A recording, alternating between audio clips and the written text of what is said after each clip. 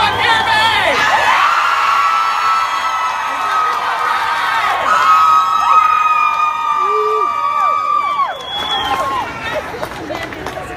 Thank you, Elizabeth Warren, for coming out to Springfield.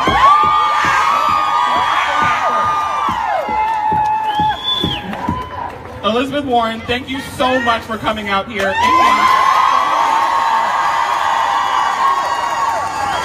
You know, especially in this neck of the woods where people think we're ignored, we are here, we are loud, we are proud! I'd just like to thank every single one of you for coming out, because when every single person is here, we can show the politicians that we can make change!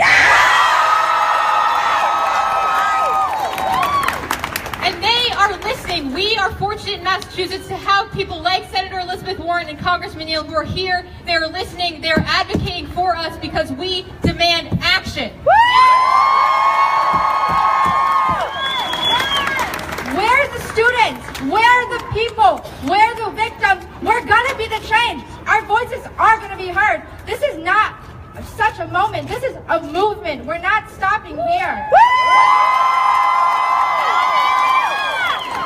It doesn't end here. It continues for months and months until we enact change. Let's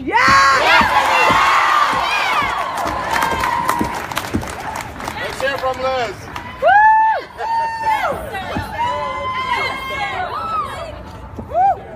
I'm just so happy I could cry right now.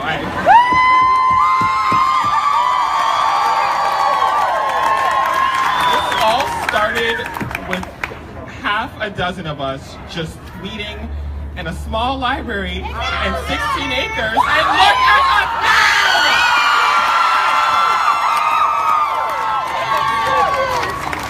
So without further ado, I know you all want to hear from the Senator herself. Senator Elizabeth Warren, thank you.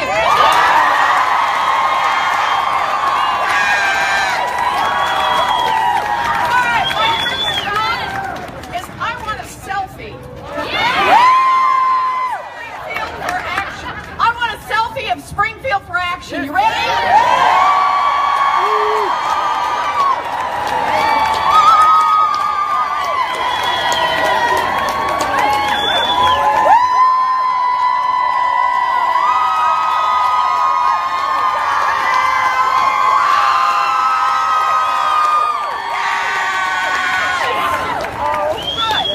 Because we want to show the rest of America, we want to show the rest of the world the energy behind what is right. That's right. And what is right is that we pass sensible gun legislation.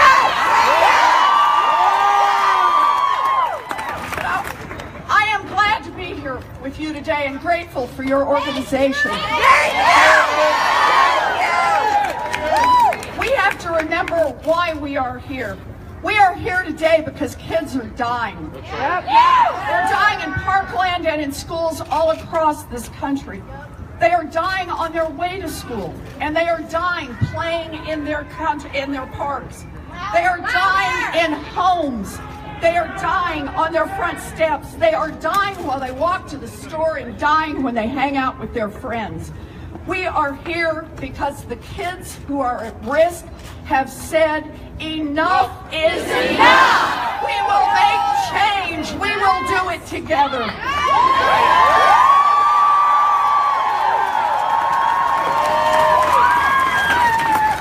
We shouldn't be here today.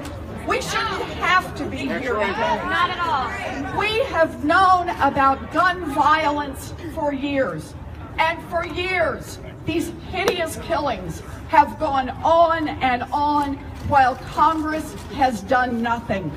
It's like Groundhog Day. A shooting catches national attention, kids die. And Democrats call for common sense gun policies. The NRA weighs in, and the Republicans come to exactly one answer, a one-word answer: no. Nothing. Nothing gets done, and the cycle repeats, and more kids die. But we are here today because this time something is different. This time it isn't business as usual. This time, 15-year-olds and 16-year-olds and 17-year-olds are leading the charge.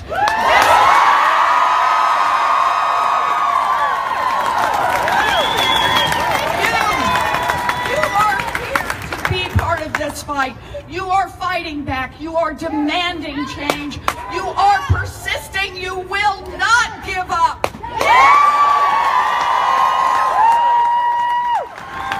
This is what democracy looks like. It's not the democracy of big money. It is not the democracy of party bosses. It is not the democracy of the NRA. It is the democracy led by women in pink pussy hats. It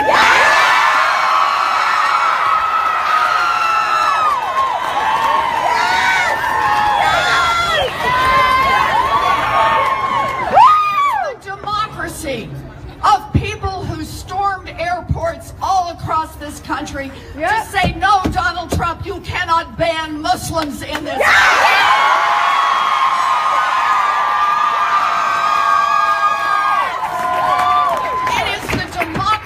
Of scientists who put on their lab coats and march to say we will use science to prevent us from burning up this earth. We will preserve.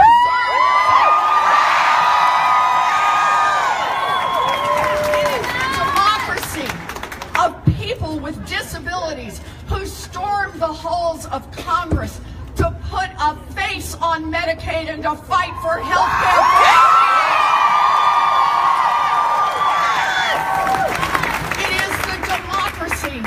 Led by dreamers who are as American as you and me. And it is the democracy led by all of you. That's it. So you may not be old enough to vote, but you have power. You have your voice. You have your energy. You have your determination. You are democracy.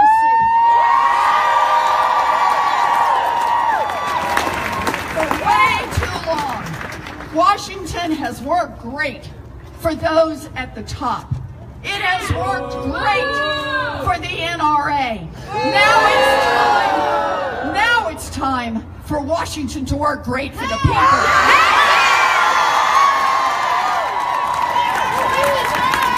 Change is coming. That's right. Change is coming. And every time you speak up, every time you rally, every time you fight back, you help make change. I am honored to fight alongside you. I am honored to be in this fight for change. Let's make change. Let's go out and save some lives.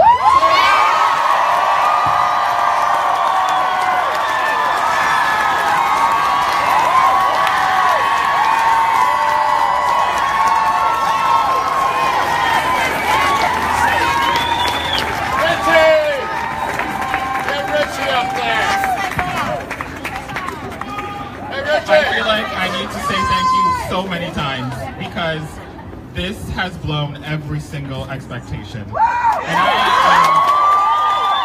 I am pumped, I am ready, I am engaged, and now to welcome our next speaker, Richard-Neal.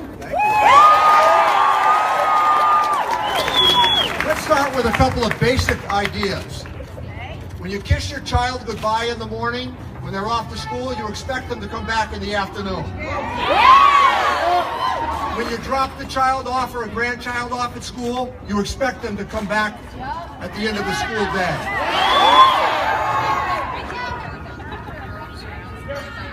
Right here? A little closer, Richie. Right here? Okay. And let me also say, the worst idea I've had, was one who spent much of my professional life in a classroom. Army teachers is a terrible idea. So let's read the roll again today and remind ourselves of why you are all here. Columbine High School, 1999, 15 killed, 21 injured. Virginia Tech University, April 16th, 2007, 33 killed, 23 injured. Sandy Hook Elementary School, 28 killed and 2 injured. February 14th, 2018, Marjorie Stoneman High School, 17 killed and 14 injured. Let me be specific here about a plan. And tell me one of these issues that I'm about to offer that is not entirely reasonable, and I've supported these through the course of a career. Universal background checks. A minimum age for buying a gun. How about mental health background checks? Domestic abusers should not be able to purchase a gun. And here's even one that I think that you might even give a loud cheer for. If you can't get on a plane, you should not be able to buy a gun. And everybody should agree with the Massachusetts law that says you can't buy an AK-15. A bump stock ban? A bump stock ban. And here's one that I can tell you that they'll come back with some great documentation for us. Allow the Centers for Disease Control to conduct a violence research. And there is a piece of legislation that would go a long way toward incorporating just what I've outlined for you. Pass the bipartisan Thompson-King Public Safety and Second Amendment Rights Protection Act. Mike Thompson is a dear friend of mine. He's from California. He supports these measures. He's a member of the NRA. So I'm going to conclude on this note. The NRA needs to stop frightening the American people that we're all out there to take away the Second Amendment. And to stop telling the American people that we're out there to take away guns from collectors and responsible sportsmen and hunters. That's not what any of this is about. That's right. This is about keeping the guns out of the hands of people who shouldn't hold a gun. Thank you all very, very much.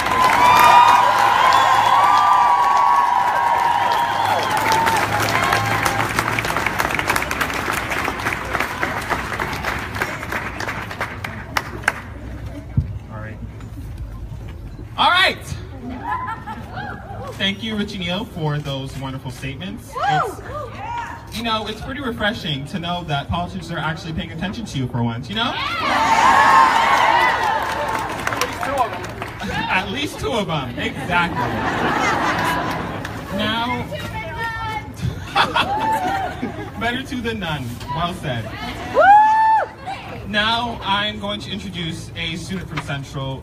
He's been one of our more active volunteers. He's been really helping us with this process. He was also featured in the Washington Post, so that's nice. Ladies and gentlemen, Hussein from Central.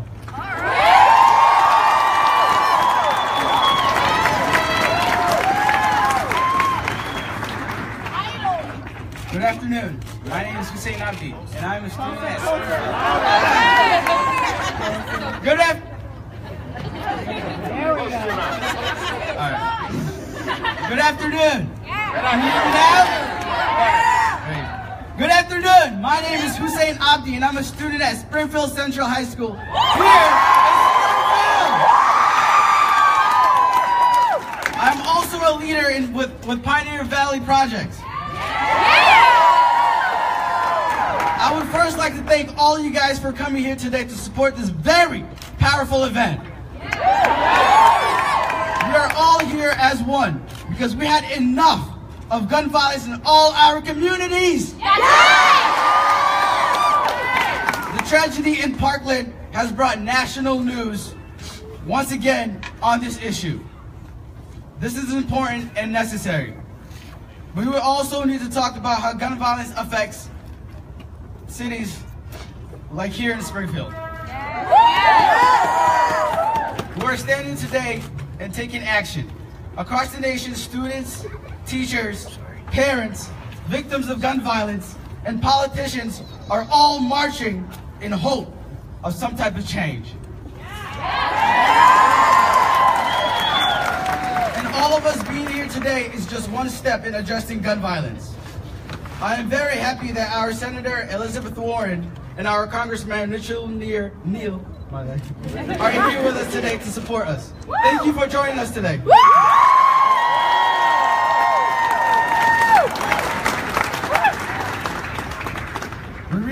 your leadership to end gun violence across Massachusetts, in both suburban and urban communities, keeping all students safe from mass shootings and keeping all kids safe from gun violence when they walk home from school.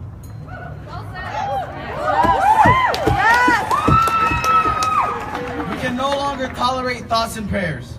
We expect actions, and as you can see today, we are here across the country. We are taking action.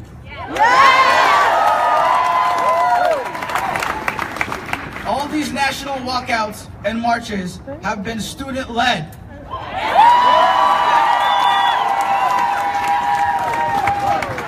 Us youth will continue to fight, including registering to vote and getting our friends to vote, and we'll make our choices based on, not on thoughts and prayers, but based on whether our elected officials will fight for policies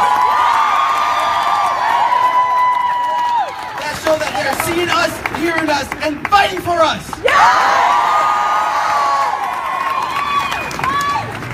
See, growing up in the city of sirens is not very ideal. I come home every day to make sure that my family is safe and hope that gun violence has not taken them away from me. And that is a very, very scary feeling to have. I live here in the city where gun violence is more of a daily reality. People here are desensitized to these shootings. And so our suburban neighbors, and sadly, they seem to expect them to happen here. Every single kid who gets shot here in Parkland, or in Chicago, in Agawam, or Springfield, is someone's kid, someone's friend. We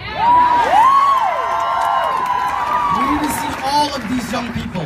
We need to grieve for all of these young people. We need to fight for all these young people.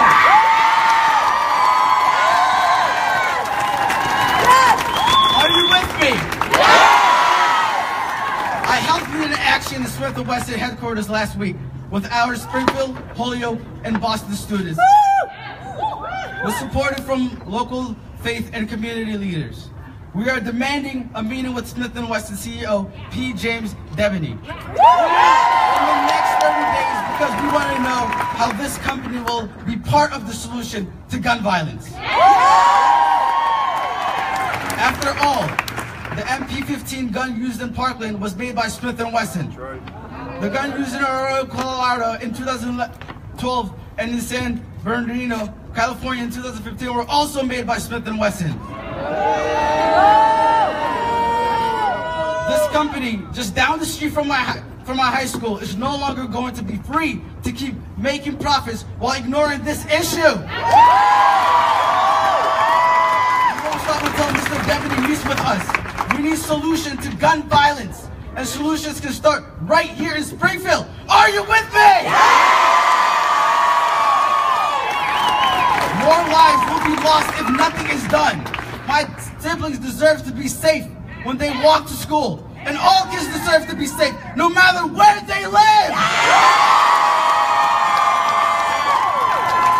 Smith & Wesson needs to see us, all of us, and know they can't hide from us. They need to do their part to make sure my siblings are safe. And community, and every community, is safe from gun violence. Are you ready to take action? I am. Do you have my back? I have your back. Let's take action now. Thank you.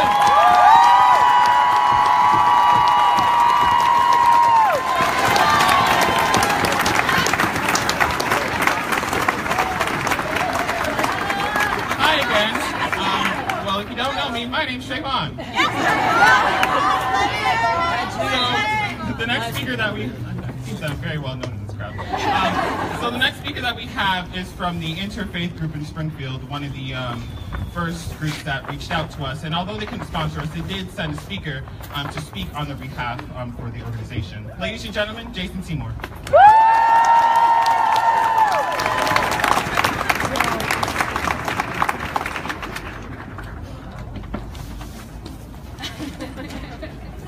I'm a preacher. They gave me a minute, so I had to write it down. Otherwise, I'd be here all week. I got it.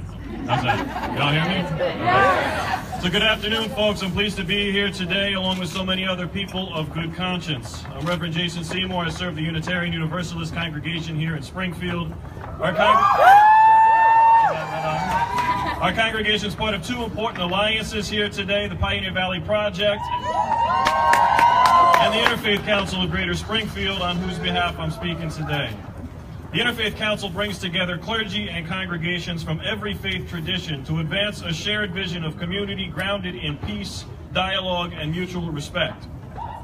Many of us also serve as pastors, meaning we are called in close when babies are born, when life feels overwhelming, and when tragedies occur.